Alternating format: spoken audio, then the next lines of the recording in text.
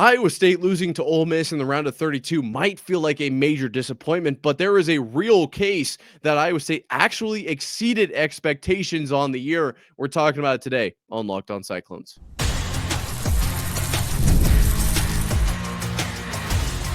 You are Locked On Cyclones, your daily podcast on the Iowa State Cyclones, part of the Locked On Podcast Network, your team every day.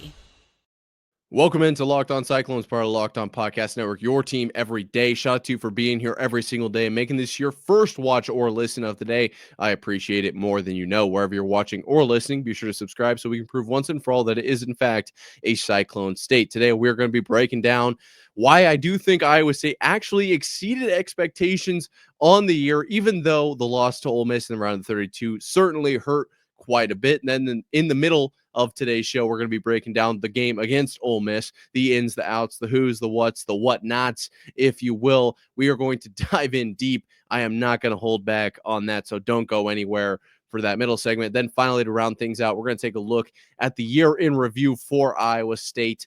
And what a great year it was, to be completely honest. But before we dive into all that and more, today's episode is brought to you by Game Time. Download the Game Time app, create an account, and use code LOCKEDONCollege for $20 off your first purchase.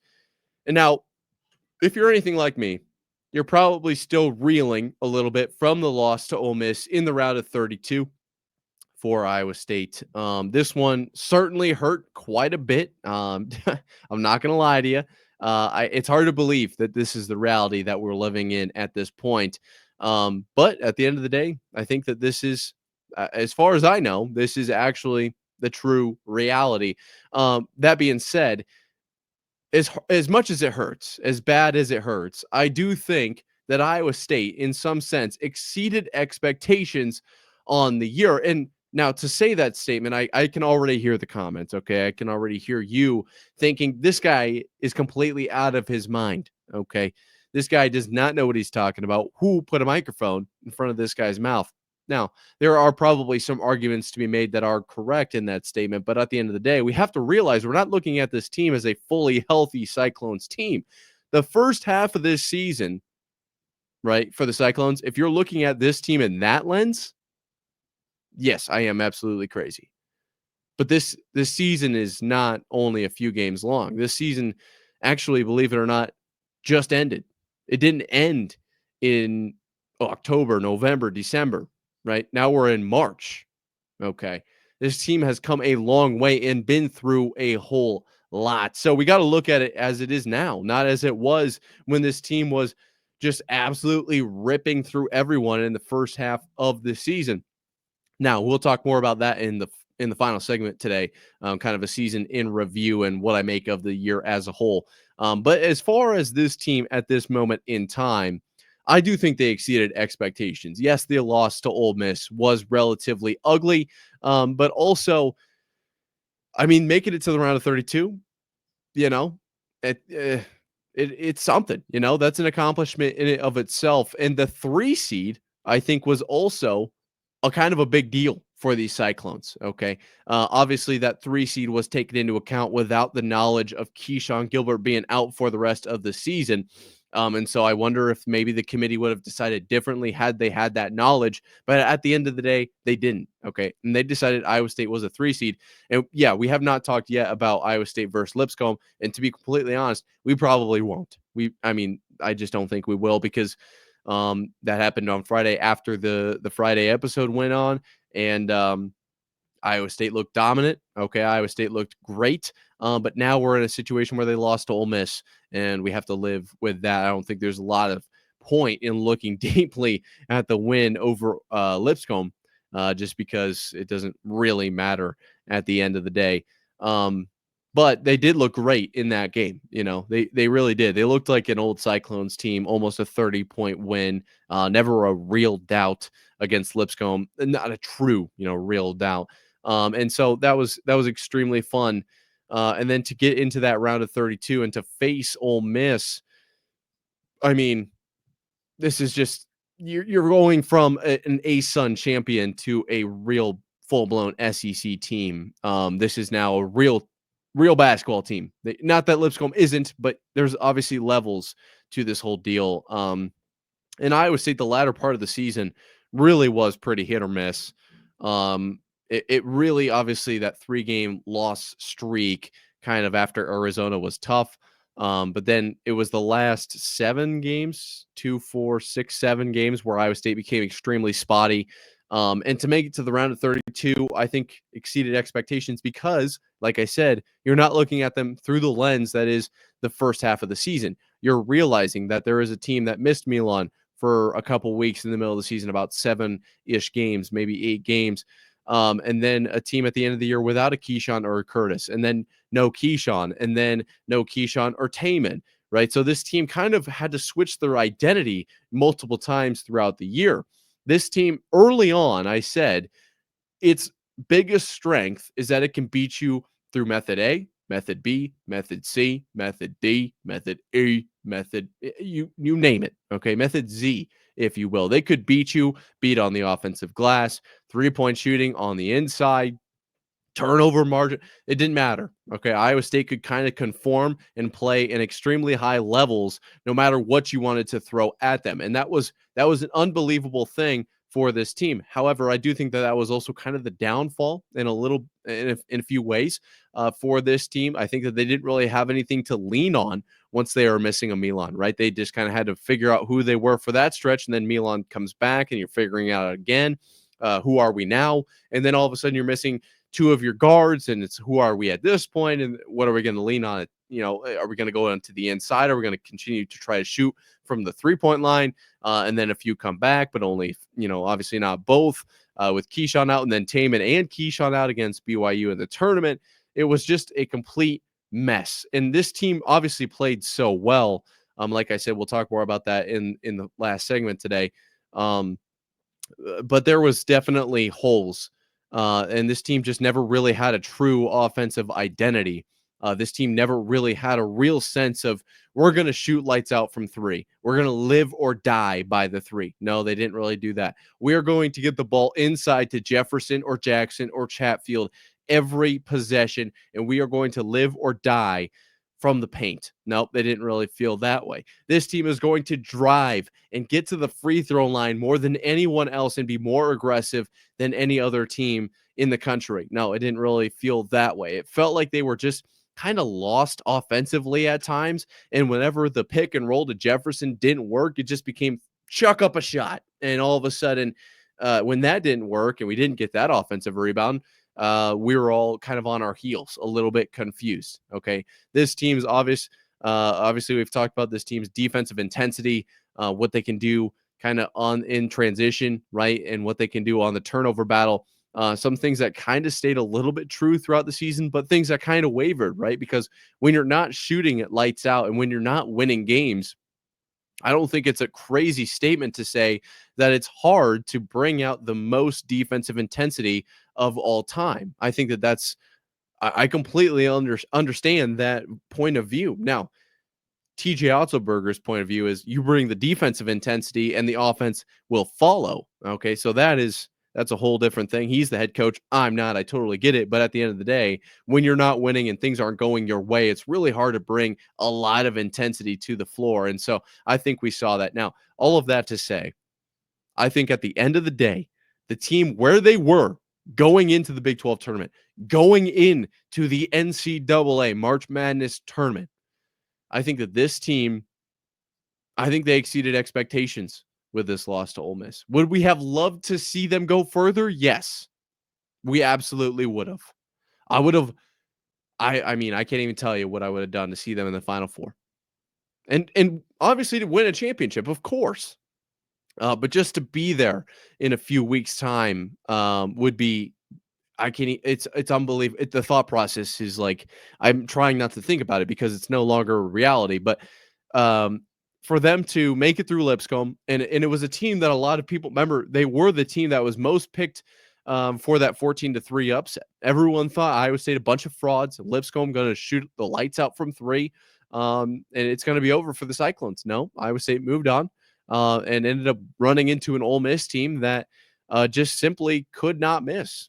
And we're going to talk about that in a few minutes here. But at the end of the day, I think this was a successful, I think they did everything they could. They went out and made it to the second round. And unfortunately, sometimes you can only get so much out of your team. And this team was just injured to the bone. They were. You got to remember Keyshawn out. You got to remember Taman Lipsey playing through potentially a groin, a thumb, and a shoulder, right? So that's only two guys, but everyone's banged up at this point in the season. And for Iowa State to make it to the point they did, I thought honestly was a tremendous achievement. But at this point, it's time to talk a little bit about the Ole Miss game. I can't wait to dive into this because this game was absolutely insane. Don't go anywhere. Doing it right after this.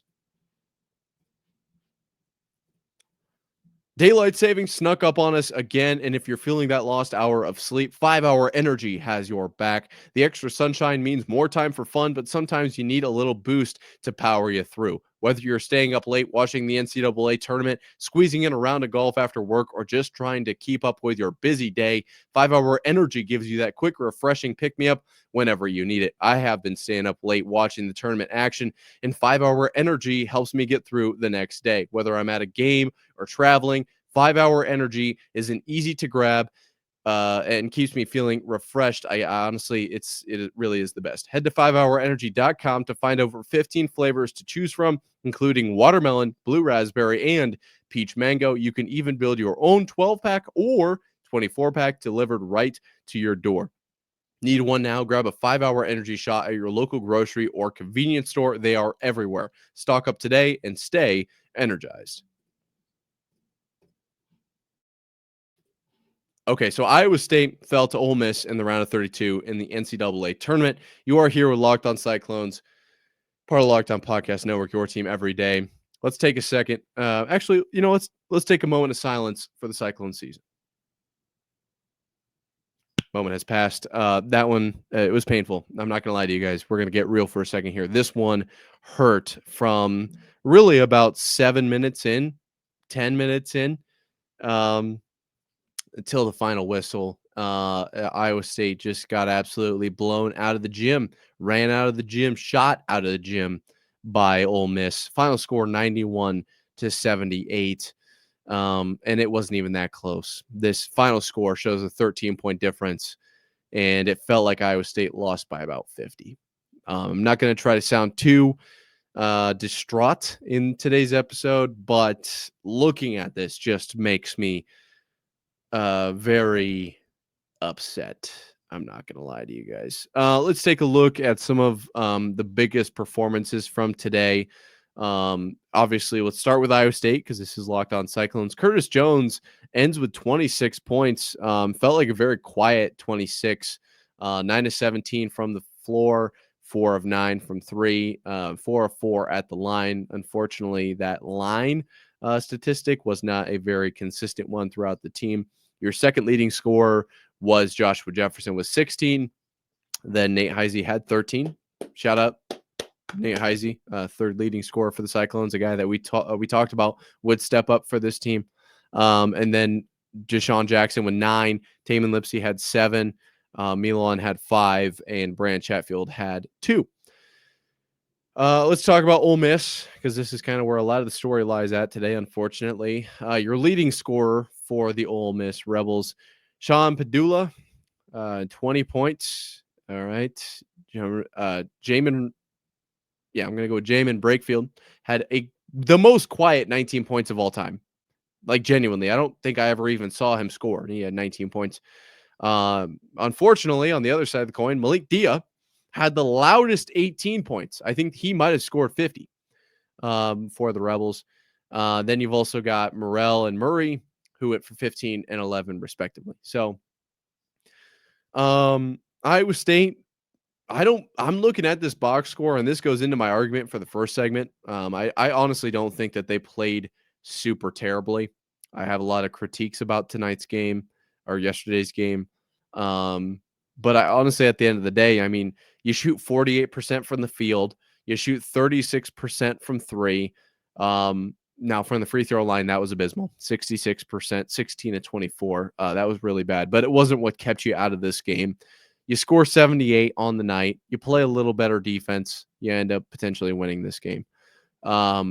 Unfortunately, Ole Miss just their bucket was the size of the ocean, and Iowa State couldn't hit the ocean if they fell out of the boat. That was the story of this game. Ole Miss went 58% from the floor, 57.9, so 58% from three, and 76% from the free throw line. So nothing too crazy there. This game was dominated in the first 5 to 7 minutes by Iowa State. That is true. Taking an early lead here. I think that the most they led by was 8. And it was, I honestly thought, okay, Iowa State is going to run away with this one. And I'm kind of still wanting to live in that reality in which they do accomplish that. But nope, Iowa State did not. After those first 5 to 7 minutes, it really felt like after the first kind of shift when we put in like a Curtis, obviously Curtis Jones comes off the bench. Everybody knows that. That's not anything too crazy. But like Chatfield, Kelderman coming off the bench, at that point, it felt like this team completely lost who they were, not only offensively, but also defensively. This was, oh man, this one really hurt. It didn't take very long for Ole Miss to absolutely take over. And I will say, a couple minutes left, 5:40 left, Mississippi, Ole Miss up 26 points with 5:40 left after Malik Dia made a layup. And then Iowa State goes on a run. And there was a moment. There was certainly a moment where Iowa State may have won this game. Like there was a real conversation like, oh, can Iowa State potentially the first game that comes to my mind is always Texas A&M UNI 2016. And it's like, could we potentially pull that off? Could we put it on Ole Miss?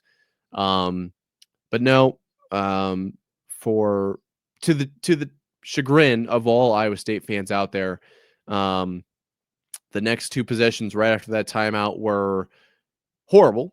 Immediate 4 points for Ole Miss, and then really pretty much right after that, TJ just called off the defense, said, all right, just let him run out the clock. And so this one hurt. I thought early on Iowa State had the recipe. Deshaun Jackson, Joshua Jefferson, too big on the inside. Obviously offensive rebounding. I think early on in the first 5 to 7 minutes, Iowa State had like between 8 or maybe let's go 6 and 9 offensive rebounds. That was a very large point of emphasis for this team at that point. And they were dominating. They looked absolutely unbelievable at that point in the game. And it was hard to ignore. I was like, okay, if Iowa State's going to dominate the boards and just be too big for Ole Miss, then this is a win in the making, right? This is looking great. I'm not going to lie. This is absolutely electric. And then all of a sudden it turned into Malik Dia just could not miss. And obviously Sean Padula just ripped this team to shreds, unfortunately. The 18 points from Dia came in 26 minutes to Padula's 20 in 37. So I feel like Malik Dia made a bigger impact on this game, and it was right away. He was the one that kind of turned the tide after the initial Iowa State surge. Malik Dia just could not miss, just throwing up threes and making them. And I mean, he had a couple of alley-oops. He had big rebounds. He finished with 8 total, 6 defensive, 2 offensive. And then as far as rebounding on on Iowa State side, your most rebounds came from Jefferson, and then Brandon Chatfield had 6, but it felt like Brandon Chatfield hit with 4 offensive rebounds, could never get the ball back up towards the hoop, and Ole Miss was dominant in that regard. So they took over there. And at the end of the day, it just felt like Iowa State's defense wasn't enough in this one. Now, did it help that Ole Miss shot absolutely lights out from 3? Yes, it did. But, it was one of those where Ole Miss had one of the best nights they ever have, generally shooting about 30-ish% on the year from 3, shot basically 60% tonight or yesterday. And Iowa State just wasn't on that level. They were not at an A+ S tier level. They were at more of a general Iowa State level, and unfortunately, Ole Miss was able to get the job done, which does hurt. But at the end of the day, that's how basketball goes sometimes. The ball doesn't always bounce your way, although it is round. So Iowa State loses, season is over. I think now it's time we take a look at the year in review and kind of just talk a little bit about what this team accomplished, because I think it's something we have to do. It's coming up right after this. Imagine watching your favorite team live, feeling the energy of the crowd, and witnessing unforgettable moments. There's nothing like experiencing a big game in person. Getting tickets shouldn't be stressful, though. That's where Game Time comes in, making it easier than ever to grab last minute seats at unbeatable prices. Game Time Picks curation makes it easier to find better value for tickets to sports, concerts, comedy, theater, etc. I just checked the Game Time app, and there is an amazing deal on some huge matchups coming up. The lowest price guarantee or Game Time will credit you 110% of the difference is the super deal that I absolutely love. And the peace of mind with see views before you buy, no surprise fees, and a lowest price guarantee. You can book with total confidence. It is a game changer. Take the guesswork out of buying tickets with Game Time. Download the Game Time app, create an account, and use code LOCKDOWNCollege for $20 off your first purchase. That's LOCKEDONCOLLEGE for $20 off. Download Game Time today. Last minute tickets, lowest price guaranteed. Iowa State losing to Ole Miss does effectively end their season. Not even effectively, actually. It does end their season. Iowa State men's basketball is done for the year. You're here with Locked On Cyclones, part of Locked On Podcast Network, your team every day. And I think we need to take a look back at the regular season, because right now it hurts. It really does. This is true pain in the most real sense. But we have to take a look at what this team accomplished, even though it wasn't bringing home a national title, unfortunately. Iowa State went to the Maui Invitational. That was kind of the big early season talk. Obviously, the loss to Auburn was wild, right? Big comeback from Auburn.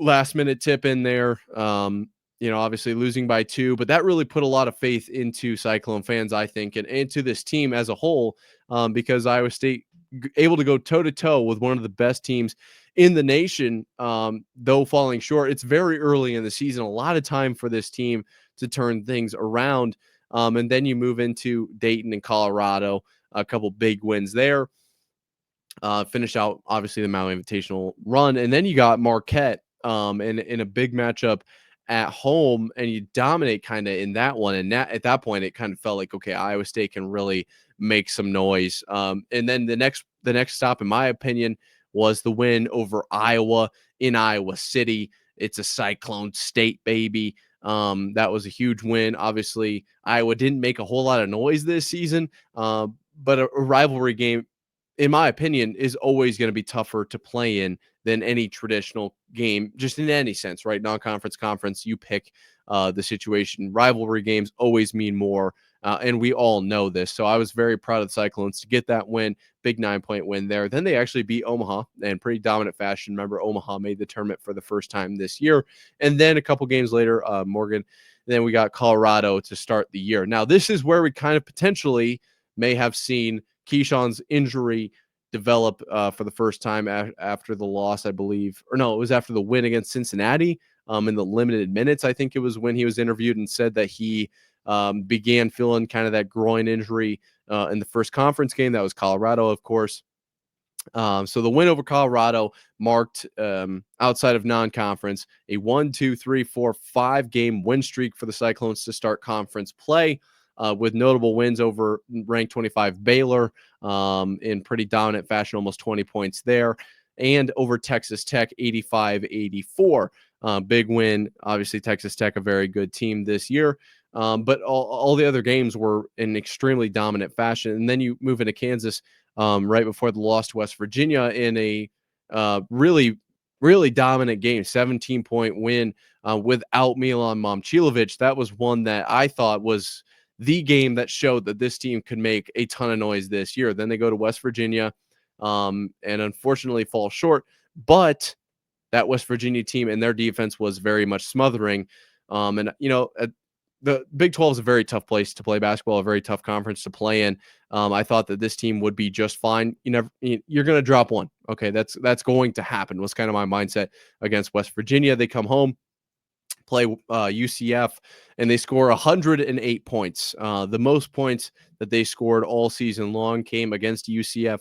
They played them twice, of course, but that first matchup was when they really showed, hey, we can go with the best. We can go shot for shot, and I felt really good after that. Then they played ASU on the road, beginning an Arizona road trip, and a big win over the Arizona State Sun Devils kind of redeemed that loss to Arizona State in football in the Big 12 championship. Felt very good about that.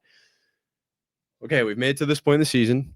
Vibes are relatively high. Okay, a couple losses. West Virginia, all right, Auburn, but nothing outside of that is too wild. Okay, it's very much a redeemable season. The Arizona loss, in my opinion, is where this season went completely off the rails. That is where this season was. It was hard to come back. I'm not going to lie. 86-75 in overtime. Loss for the Cyclones. A Caleb Love 48-footer heave after going 1 of 10 for the night for Mr. Love up until that point, and then he proceeded to just go lights out in overtime as well. That to me was the confidence. There was nothing left after that loss to Arizona. And that showed in their home game against Kansas State, who was getting relatively hot at the time. But a 19-point loss to Kansas State at home, you break the home win streak. Then you've got Kansas on the road. Kansas, a tough place to play any time of the year. But amidst this road loss streak, I guess this loss streak in general now, with no Milan Momcilovic, you go on the road and you lose by 17 to Kansas. Now you've lost 3 in a row. Things look relatively bleak, but guess what? Momcilovic is back. They win 4 in a row. TCU, UCF, Cincinnati, Colorado. Things are feeling great. Vibes are high. Everything is off to we've got Houston, and this is a real chance for Iowa State to show that it is in fact back. The rough stretch from Arizona to Kansas is not who this team is. No, that was just a team without Momcilovic who suffered a heartbreaking loss to Arizona, and it took a while to rebound. But then against Houston, you find out you have no Curtis Jones and no Keyshawn Gilbert. And you only lose that game by 9 points. And it feels like this team actually might be okay. Like in every instance, it's like, no Milan. Okay, we're fine. We're only losing these games by a few. And honestly, we have a relatively decent record. And then against Houston, with no Curtis or Keyshawn, 2 absolutely enormous guards for this team. And you only lose by 9, 68-59. Like, this is a team that can really go. And then against Oklahoma State, that loss was that one really was kind of surprising to me. 74-68 loss to Oklahoma State on the road. This was the point in the season where it felt like we have officially entered up and down territory. Then a win over Arizona at home felt great. Loss to BYU was just a heartbreaker. You beat Kansas State, you beat Cincinnati, then you lose to BYU in the Big 12 tournament. And it was like, okay, we've got some time to rest up before March Madness. And then you go in against Lipscomb and you get that win. You're dominant. And then you go and you lose to Ole Miss and the season's over. And so I'd love to hear what you think down below of this team's season, because it's been all over the place. At the end of the day, I'm proud of the guys for going out there and competing every single night, because they really faced some adversity all season long. But it's hard to really tell even where they should have been. Had this team been fully healthy all year long, I think there was a real argument for Final Four, for national title. An Elite 8 would have been about meeting expectations, but then it becomes, you don't have Milan for not half the season, but a good chunk of the middle of the season. And then Keyshawn's injury is getting worse, and Curtis is out for a little bit with some illness, and Taman's been dealing with a shoulder, a thumb, and a groin potentially at the end of the season. And obviously everyone else is banged up as well. On top of all of the turnover issues that this team had, and towards the end of the season, the defense, it seemed in waves to potentially lack. I think that a round of 32 exit, as ugly as it was, this team fought at the end of that game, made it closer than it was, and 99% of that game. I'm proud of the guys for everything they did this season. Although it didn't end in the perfect way, my thoughts of a national title were not exactly at 100%. at the when it's all said and done. And the fact that they were able to fight their way back and potentially obviously not actually making the run, but looking at making a run against Ole Miss and making a really close game. At least they didn't get blown out of the gym to the very last whistle. They fought till the end, and that's really all you can ask for from this team. So let me know what you think down below. I think this is a tough season to let go. I'm not gonna lie to you guys. I really thought they'd be playing a little bit later, but I'm happy with how it all ended. And that being said, until next time, Cyclone fans, sayonara.